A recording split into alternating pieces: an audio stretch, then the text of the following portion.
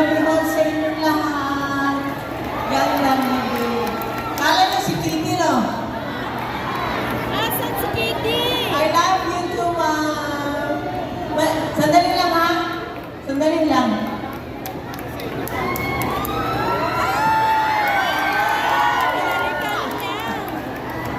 Miss Tanya si... Magandang gabi ho sa inyong lahat. Magandang gabi sa mga supporters ng Duterte. 10 na lang tayo. 10 na lang. Nasubukan na natin sila eh. Wala namang ginawa eh. Pang-aapi lang nga, di ba? Saan ba ako mag-umpisa, ma'am? Parang gulo-gulo ang isip ko. Hindi ko alam saan mag-umpisa. So, since si Pastor Tiguloy nag-invite sa akin dito, gusto niya makarinig ng kwento. Alam nyo, hindi pa pinapanganak si Veronica. Veronica is 21 years old. So, nurse ako eh. Nagtapos ako ng nursing dito sa Pilipinas. Gusto ko sumubok sa Amerika. So, nagpunta ako doon. Challenge ko yung board exam, nursing licensure. Board exam ng nursing doon sa Amerika. Tapos, ano ba nangyari? Doon, wala akong matirahan. Doon ako pinatira nila pastor sa bahay nila. Ang ginawa ko doon, mag-review lang, aral ng aral. Sabi ko, kasi pag hindi ako nag-aral, hindi ko ito may pasamahan ng bayan. So, aral lang ako ng aral, doon ako nag-aral.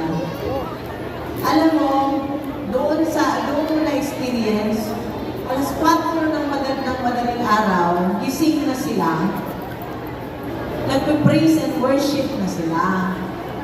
Tapos, bago matulog sa gabi, mga after dinner, ganun din, nag-Bible reading, tapos praise and worship. So, nakita ko rin sa kanila, yung ginagawa nila sa mga lahat ng members. Ma'am at sir, ang ginagawa nila, tinuturuan nila paano maging mabuting tao, paano magtrabaho, paano mag-contribute. I mean, kung meron kang talent, i-develop yung talent mo. Kagaya nung nandun sa Hague, si Anton, saka ko lang nalaman, hindi pala yun siya reporter or newscaster. Ministro pala yun.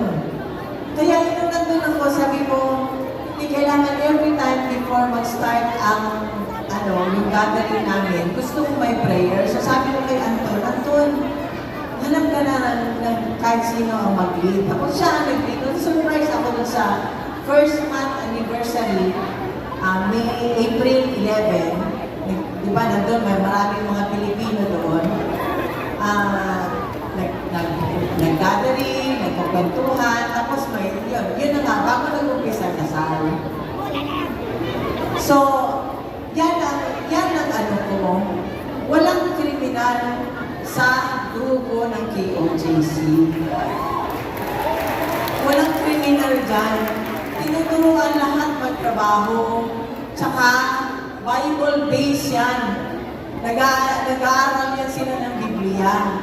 Kumakanta lang yan sila ng mga Christian song. Naalala ko nga ng birthday ni Pastor.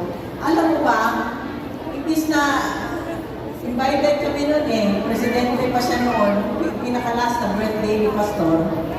Imbis na kumanta ng mga worldly song, si Pastor hindi ko talaga mapakanta ng worldly song.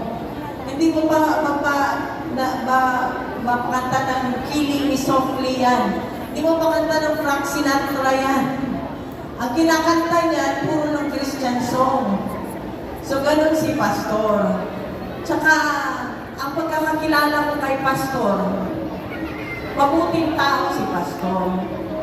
Walang kaso eh, di ba? Walang kaso. Ano nangyari nung ano? Naalala ko nga nung nagkagulo na noon kila Pastor, doon sa Davao, sinulong na yung lugar nila, may nagtanong sa akin, na kaibigan namin, sabi niya, merong daw yung ano, baka ma-freeze daw yung ano ko, yung bank account ko.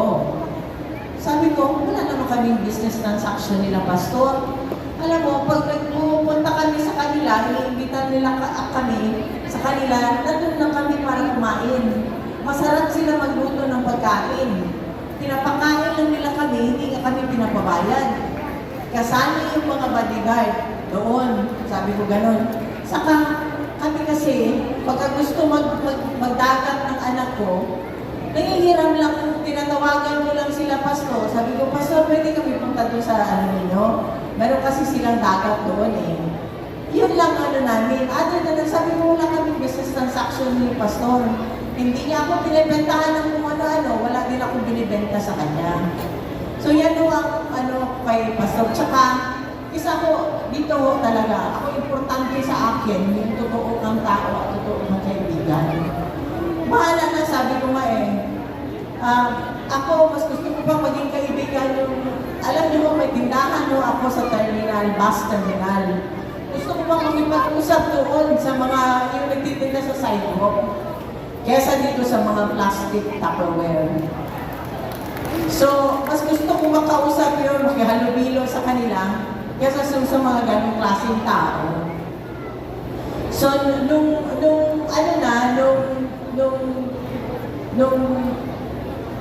sabi ko nga kay noon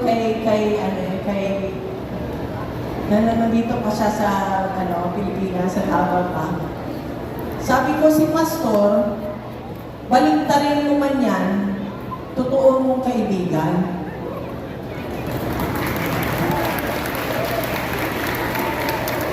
Inuperan man siya ng pera, hindi mo nila kayang bilhin. Totoo mong kaibigan. Kinulong na nila, kaibigan mo pa rin. Yun ang sabi ko kay PRD noon. So, yan o, dyan na ako makita kung anong klaseng tao yung hindi ka lang mabuti porket ano ka, yung habang nasa baba ka pa.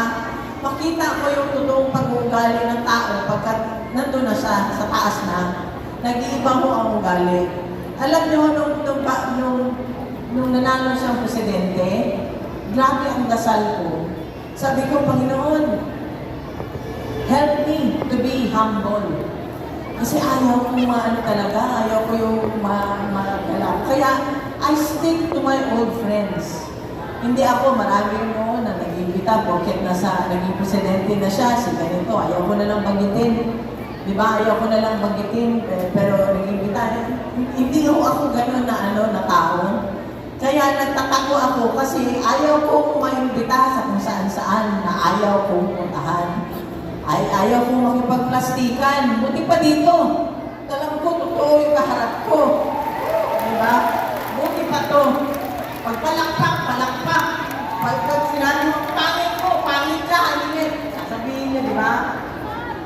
Ayaw ko ng bahala na yung hindi. Ang karamihan ngayon, ma'am, nung panahon ni former president, nakapuntot. Bigla ka na lang magulang.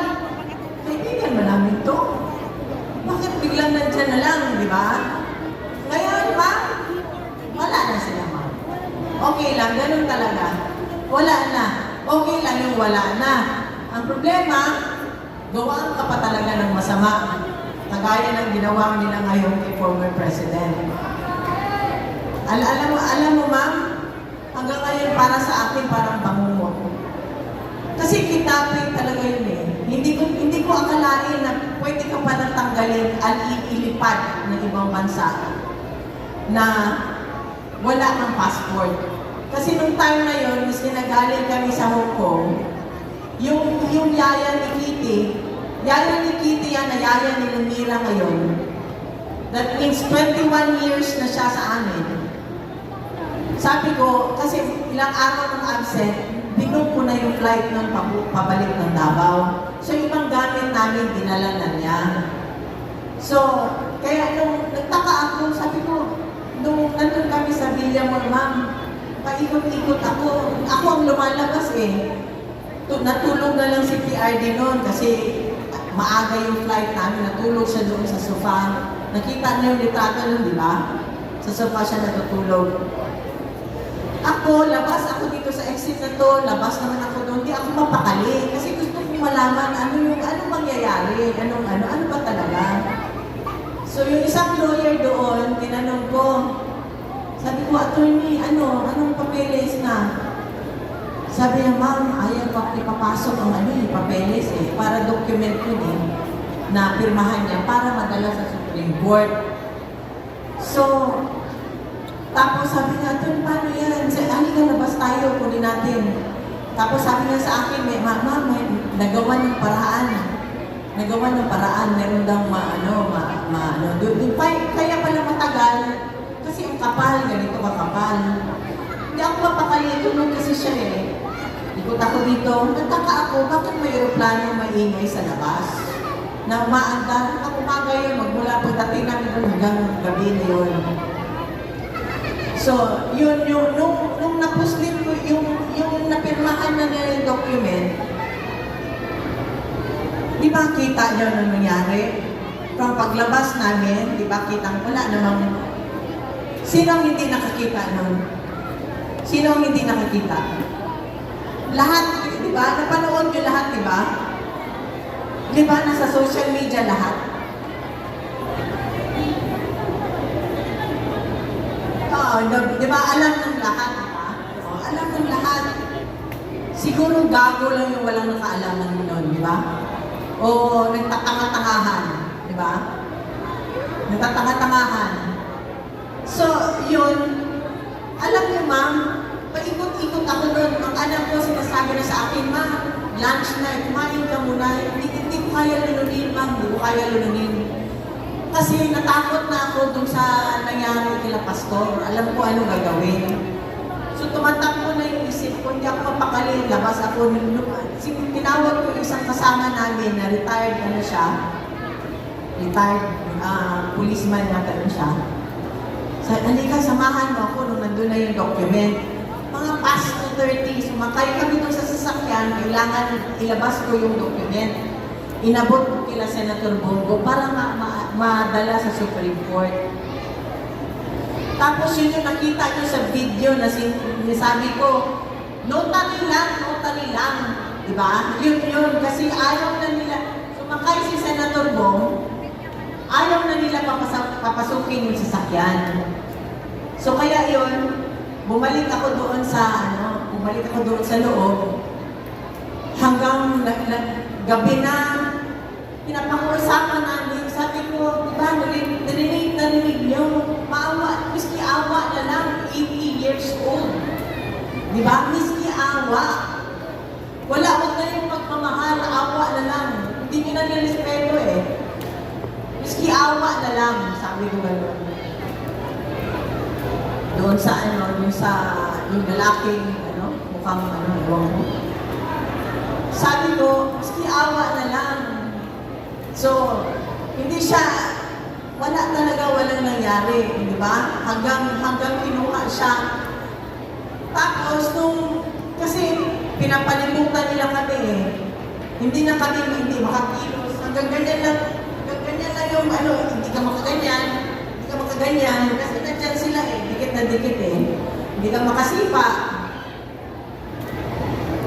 Nung nakita niya na naharas na kami ni Kitty, kasi ginagano na nila, hiwalay na nila si Veronica sa akin Kaya sabi ko, ibalik niya anak ko. Sabi ko gano'n, di ba? Pati ako, nakita niya, gumanyan na si former president. Gusto niya magpaposas. Sabi ko, wag, masakit yan. Sabi ko, wag. Wala na, nagpusa na lang siya. Kumusa na lang siya pumunta doon. Kaya, sigaw na lang ako, bong, sabi yung mga lawyers, para pamisamahan kasi pinipigilan kami Wala na talaga akong magawa. Kaya yun yung time na bago pa lang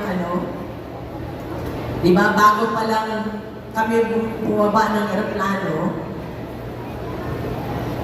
Gusto niya na kami pauwiin. Kasi ayaw niya makita ng mga anak ko, ni Kitty. Pero sad to say, nakita niya talaga. So yun, natangay na siya. Biruin mo, ilang oras kami doon? 10 oras ba kami? 10 oras kami. Di ba? Tapos, may isang paek-ek. 10 oras kami doon. May dapat ginawa ka. Di ba? May dapat nagawa ka. Alam mo yung anak ayaw papasukin. Right? Yun ang anak eh. Wala na. Hindi na hindi lawyer. May ano ka. May hand ka doon eh. Kasi related sa iyo yung nakaupo. Di ba? Pero wala ka ginawa. Maraming lumipas sa mga maraming abuses. Doon na lang sa KOJC, maraming abuso na nangyari doon eh. Alam ko yun eh. Di ba? Hinahanap nila doon, pinagbungkal na sila ng property doon na hindi kanila. Pero walang ginawa. Ngayon magpa-ek-ekan. Di ba? So yun ang ko. Kasi ang bilin talaga sa akin ni Presidente, sa amin, sabi niya, 10, Duterte. Duterte talaga. Duterte talaga. So wag niyo kalimutan. Maawa kayo sa susunod na henerasyon. Kung ang former president nga kaya nilang gawin ito, wala na eh. Ulti naman tayo, wala tayo eh. Ako, contributor ako ng SSF, ng PhilHealth, wala na, di ba? Wala na eh. Parang walang ibang tao dito sa Pilipinas, sila lang. Parang ang buhay mo at buhay ko, buhay ng anak mo, baliwala. Di ba? So, kailan tayo? Kailan tayo kikilos, di ba?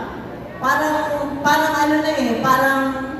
sabi ko nga, kanina doon sa kasama ko sa loob, hindi kaya mas mabuti pa sa China, si communist, pwede magsalita. Ngayon, magsalita ka lang, kung ano-anong gagawin sa inyo, ang mga vlogger, anong ginagawa? Di ba? Social media, yan ang free, yan ang binigay sa atin. Hindi mo kailangan magbayad sa isang mainstream media para makapagsalita sa social media. Ngayon, pinagbabawal nila yan. Baka sa sunod, paghingan ninyo, bawal na.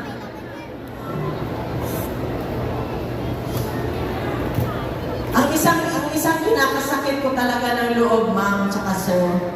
Kasi nung isang araw, may calls kami Tuesdays at Fridays. Ito, iyak naman ako kasi kung kwento ko nito, may iyak ako eh. Yung calls, ako tinawagan ni former president. Tinawagan ako ni PRD. Sabi ko, kumusta ka? Kinokontrol ko yung ko kasi ayaw niya yung iyak eh.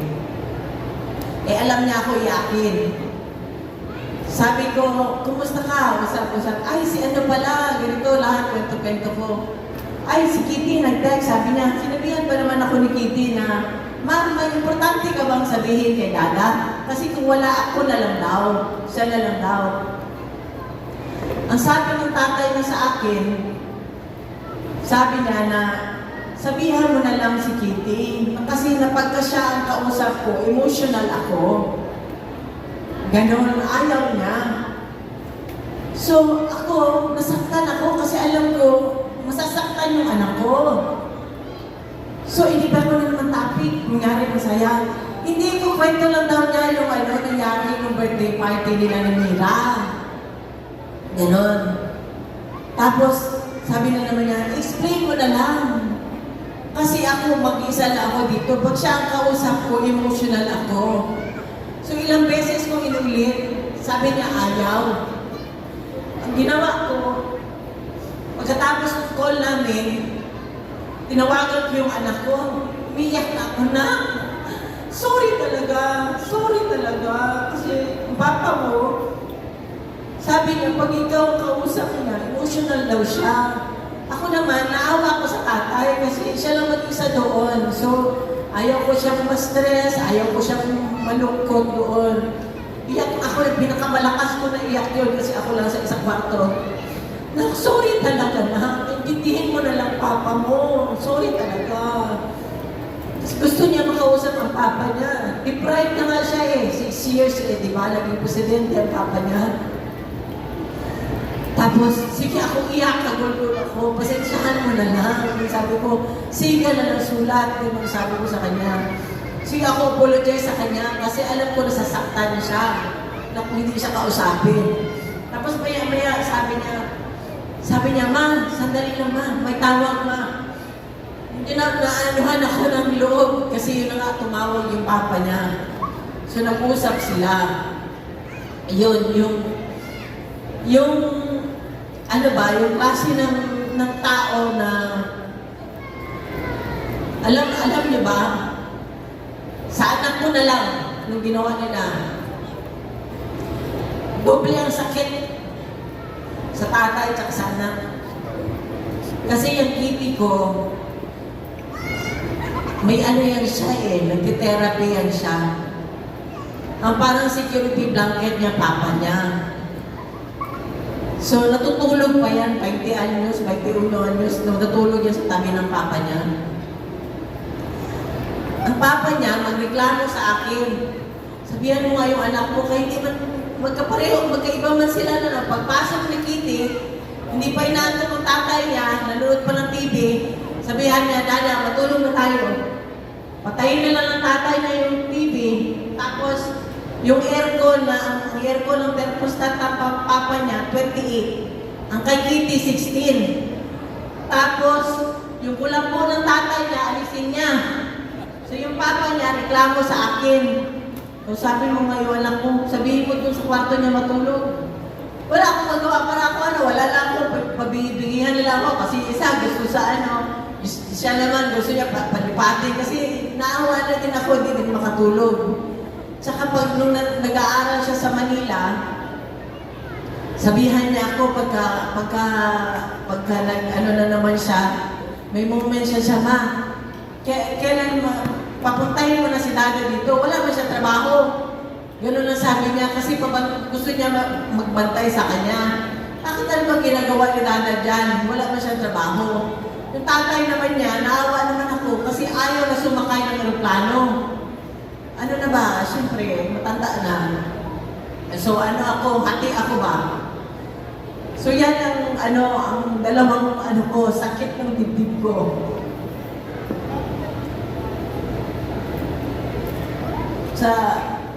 Kay former president tsaka sa anak ko.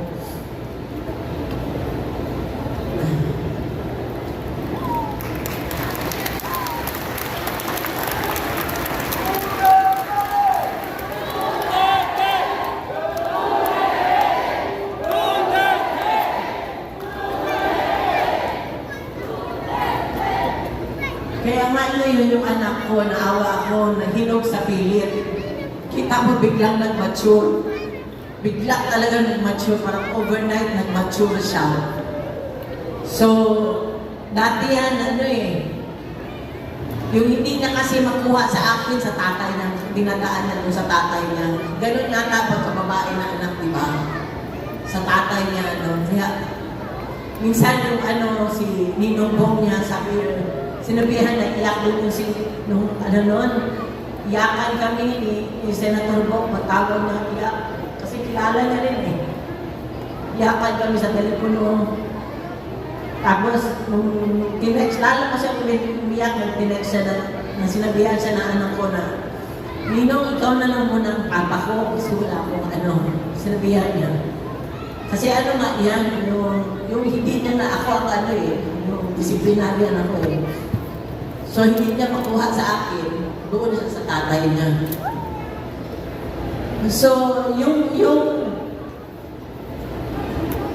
presidente siya, ginawa niya lahat, di ba? Gusto niya maging maayos ang pamilya, walang adik sa pamilya. Kasi, ma'am, nung sa Davao, may kapitbahay kami doon. Former teacher siya ni Congressman Paulo, Congressman Pulong. Lumapit, mayor pa siya noon, lumapit. Sabi sa kanya, natatakot daw silang mag-asawa kasi adik yung anak nila. Sila ang nag-aaway pagka kunyari napagalitan, bakit mo pinagalitan? Gising sila buong gabi, adik yung anak nila eh. Takot sila gurgurin eh. Yun ang ano niya.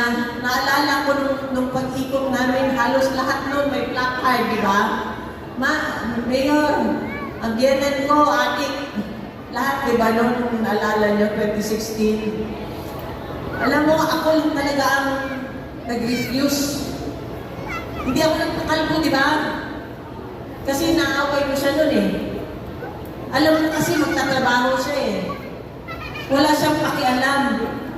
Wala siyang pakialam kung anong mangyari sa pamilya niya. Basta gagawin niya yung panunumpa niya. Ganun siya ng klaseng tao eh. Nanumpa siya eh. Hawak ni Kitty yung Bible. Ganun siya eh. Kaya nung araw-araw na siya umaalis, pinapakain ko siya ng sermon, nagagalit siya.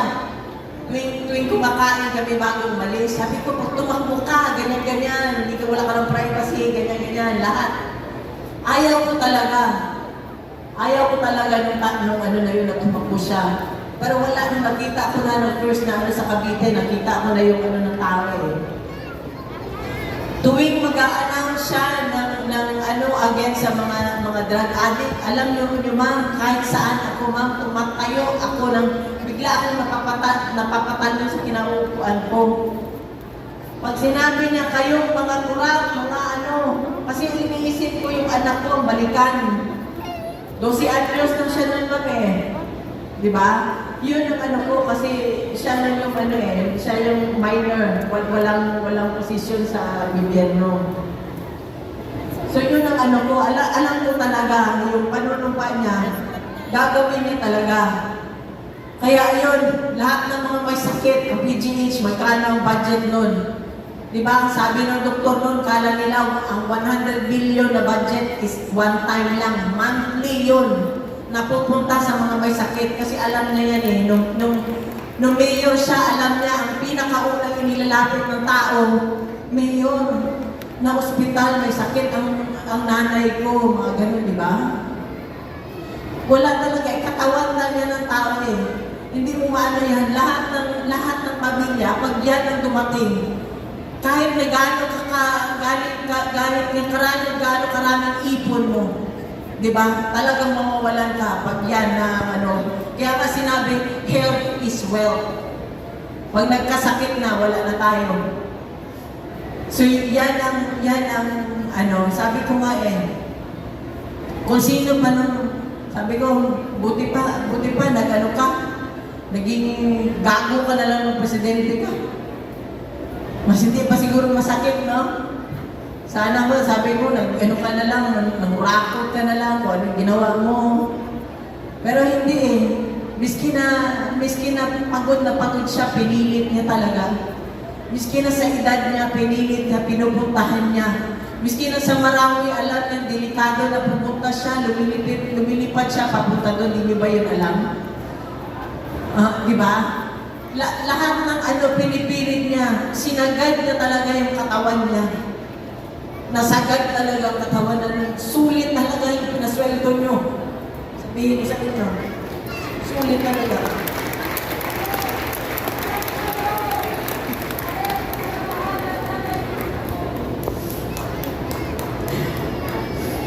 Kaya ngayong May, bantayan natin yung eleksyon, bantayan natin ang boto natin para sa susunod na henerasyon, sa mga kabataan.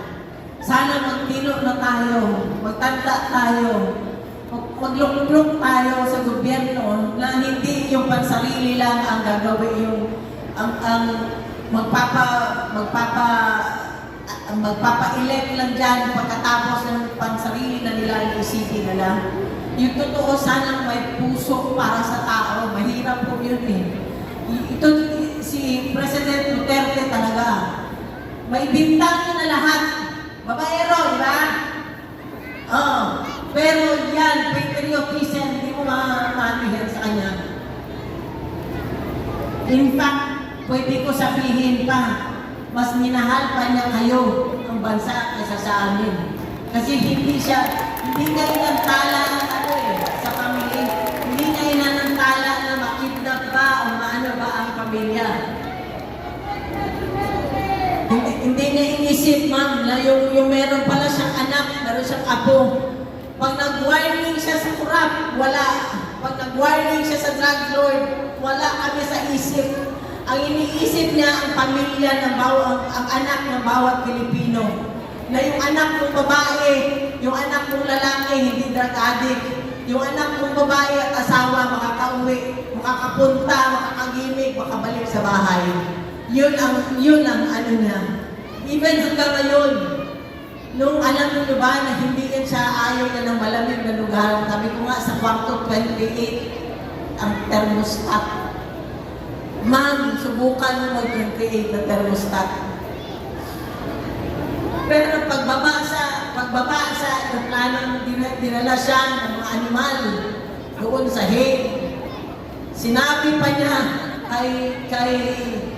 kay ES, wala siyang pera nun, ma'am eh. Wala siyang pera hindi na siya mahawak na pera, hindi na alam na magkano na lang, magsabi na lang yan siya lang. Gusto niya kumain, gano'n, pero hindi niya na alam. Wala na yan siyang sa pera. Sinabihan pa niya si ES, Bong, bilihan mo ng mga panlamig yung mga Kasi walang mga visa yun, ma'am. Hindi yun ready na pumunta sa malamig na lugar. Inisip pa niya ibang tao sa sarili niya. Kaya yung maya-maya na lang ako, ma'am, talaga. Hindi ko talaga maya-maya na lang ako lumuluha. Sana mahinto ng luha ko. Tulungan niyo na lang ako, ma'am, sa dasal, ma'am, ha? Mga ma'am at mga sir. Salamat. So, kayong May 11, wag na kayong wag na kayong lumingon pa sa sa ibang Halika dito, ma'am, yung may karatula. Yung likod mo, yung may sa likod. Ay, yan pala. Yan. Alam mo, ma'am, ito sila kasama namin even noong 2016. Hindi yan nagbago. Totoo yan. So, yung mga taong ganyan, doon nyo tingnan. Ang karakter ang tingnan nyo. Huwag kayong mga plastic na maganda lang pakitungo sa inyo kasi okay. Di ba? Nasa posisyon ka, Doon kayo sa ito talaga sila, ma'am, hindi kami iniwanan. Totoong tao yan mga yan. Si Bondok, kumanta yan. Pero ngayon nandyan. Si De La Rosa, hanggang ngayon nandyan.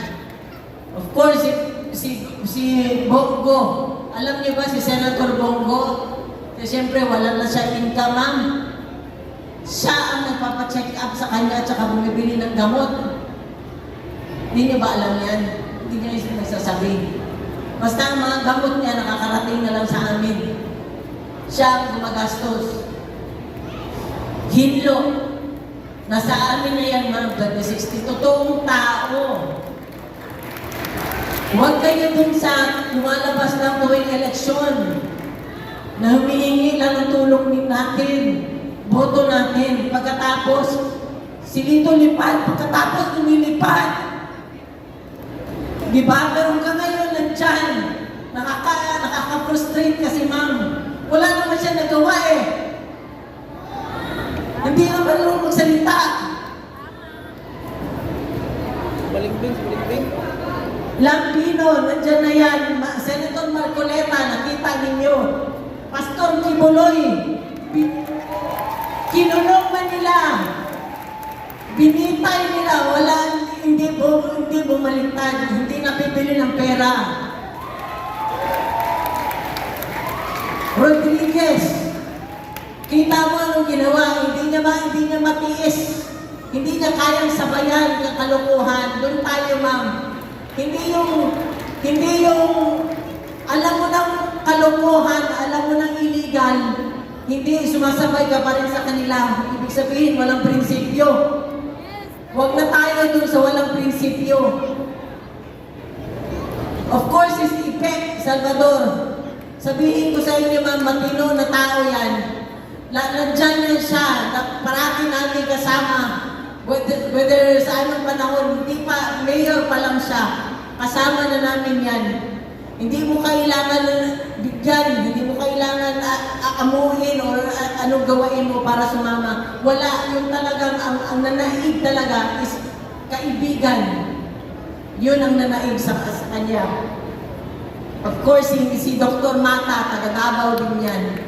So sana man, bigyan natin ng tsansa. Total, yung mga nandiyan ngayon, matagal na eh.